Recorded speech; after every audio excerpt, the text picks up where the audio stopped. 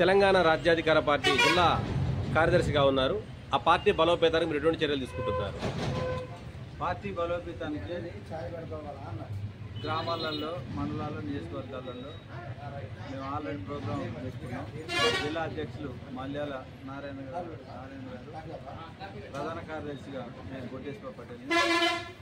రాజ్యాధికార పార్టీని స్ట్రెంథన్ చేయడానికి గ్రామ స్థాయి నుంచి మండలం, నియోజకవర్గ ప్రోగ్రాం పెట్టుకున్నాం. త్వరలోనే అన్ని మండలాలు తిరిగి మా పార్టీలోకి వచ్చే వాళ్ళందరినీ కూడా ఆహ్వానించుకుంటా, జాయిన్ చేసుకుంటా ముందుకు కొనసాగుతాం.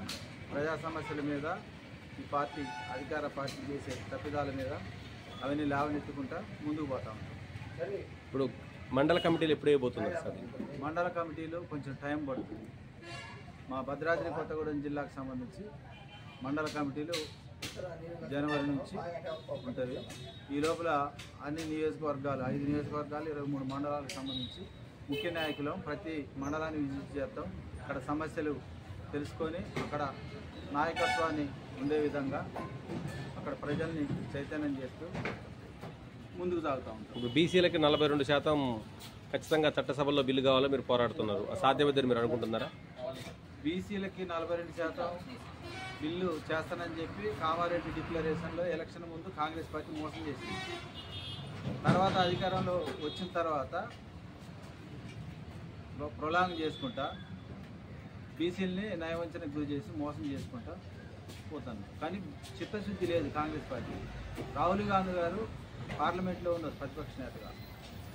వారు బీజేపీ పార్టీని నిలదీయచ్చు. అక్కడ బిల్లు అవుతుంది, పార్లమెంట్లో చట్టం చేయొచ్చు.